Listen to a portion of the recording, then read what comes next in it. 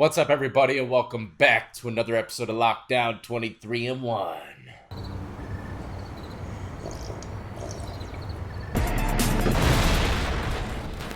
I used to get comment after comment about people hating my sips of coffee. Sorry, bucko, because today I need my mud for these two clips. First, we got something to say about the Island Boys, that's right. And second, we're going to Arizona. Get those tomahawks ready. Nah, I'm just playing. We're not going to need that today because we're following a news crew in, and you know they take them on the cupcake trails. But first, let's get into this Island Boys story. They got into the mix.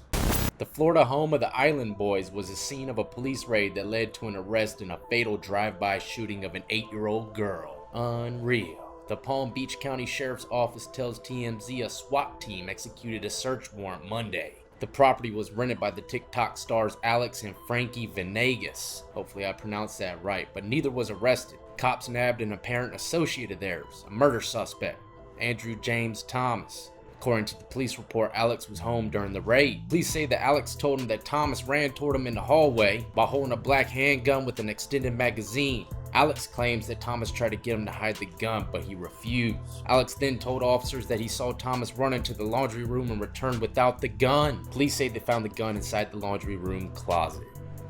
Thanks to Alex. I can promise you 99.9% of people out there would have done the same thing. You do not want to get hemmed up with that kind of paperwork. Shit, in Florida, you might just get the needle. They saw a glimpse of their TikTok dreams fading away. They said, hell nah, guns in the laundry room, bro. The Island Boys manager tells TMZ they had no idea Thomas, who grew up with them, was a suspect in a drive-by shooting.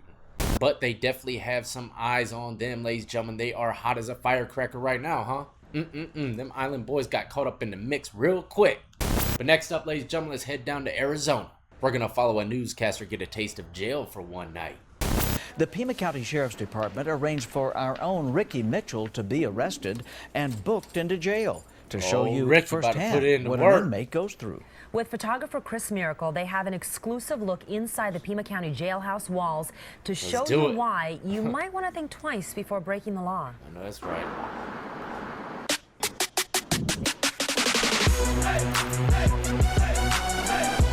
The barbed wire, guards and cameras at every turn, and the sound of lock and key.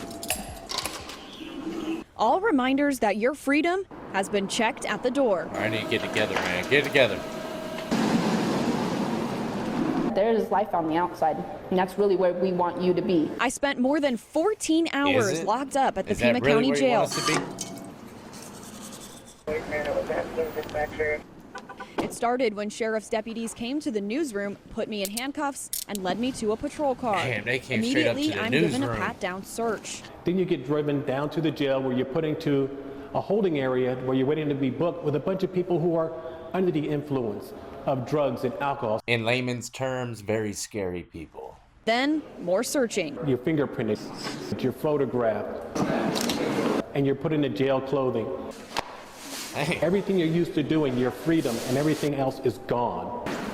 She looks like a damn J-Cat. I ain't gonna lie, man. Straight to the sight block. I'm just playing, but he did forget to mention one thing. You're gonna be stripping that money bucket naked. Someone's about to see every inch and every fold of your ass. Gotta make sure you ain't bringing no contraband in now. Don't make me ask twice. Everything you're used to doing, your freedom, and everything else is gone. Man, those look like some organic slides. I'm then led away to my cell.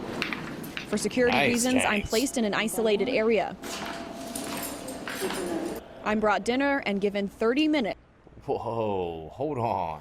First off, she's in SEG, so she doesn't have to deal with the most stressful situation of them all. Walking into a cell block and trying to fit in with 100 different people. For most newbies, that is the most testing times. And this sandwich right here is definitely not a jail sandwich. That's why it's zoomed all the way in. If they were to zoom out, it'd be a damn McGriddle. Well, carbs. Twice I am told to remake my bed before I get written up. And then I'm alone for the next 4 hours. I feel trapped. I feel like I'm always being watched. I feel like 4 hours? You know, even if I go to the bathroom, I feel like someone could see it. Hey man, you got a SIG? I really need one right now, bro. Making me sick, man. Throw her in there with the wolves. She'll be braiding hair and making Jolly Rancher lollipops in 30 minutes. At 8, it's time for my first video court appearance. I'm led back through confusing hallways to pass other inmates and then sat down in front of the judge. You usually never go to court at night, man. I don't know, unless, you know, other states, they might run stuff a little differently, but over here, man, like after 4 o'clock, shit's shut down. And then if it's a weekend and a holiday, God, you're gonna be waiting like 5 days. Because you know courts take off for every single holiday on the calendar book, even Donut Day. I understand the Donut Day, though. It's not a long field trip, though. Soon I'm back in my cell and alone again. They have nothing better to do. They like to draw. They're all about their artwork. So they'll draw on sheets, they'll draw on their boxer shorts. This artwork... She's talking about us like a pack of gorillas. They like to draw. They know how to flush the toilet. We taught them that last week. All we had to do was turn off the water for a few hours and they learned quick. I'm not quite as artistic, so for 5 hours, I read and waited to hear the keys. Probably read Huckleberry Finn. We do make sure that we check on each one of our inmates at least every 15 minutes during the day. Every 15 minutes. Yeah, they're probably supposed to do rounds every 15 minutes, but 99% of the facilities does not make that happen. The keys are definitely the most annoying noise. It's a nice bomb. But I mean, there's nothing they could do about it. They got this thing from Grand Furniture. Obviously, there's nothing I could do about it. At 10 on the dot. Mitchell, lights out. The next 6 hours are spent tossing and turning before I'm woken up for breakfast at 4 a.m. Pineapple, we got on looks plates? like. And then maybe like the gravy. Cereal? Shoot, who cares about anything else but that cereal? And I'm finally let out. It was rough. It was not a fun experience. Hard ride, huh? A lot of times when people get arrested, Try 20 years. they act on their urges. Before you reach out and shoplift, think about what if I get caught? Or if you're gonna get behind the wheel of that car knowing that you've been drinking, think about what is this gonna cost me? And that's what I like to say I'm doing over here. I'm just exposing shit for what it is, man.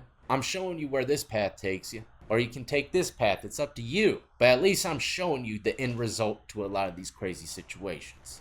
Don't do the crime if you can't do the time, ladies and gentlemen. Stay the hell out of prison.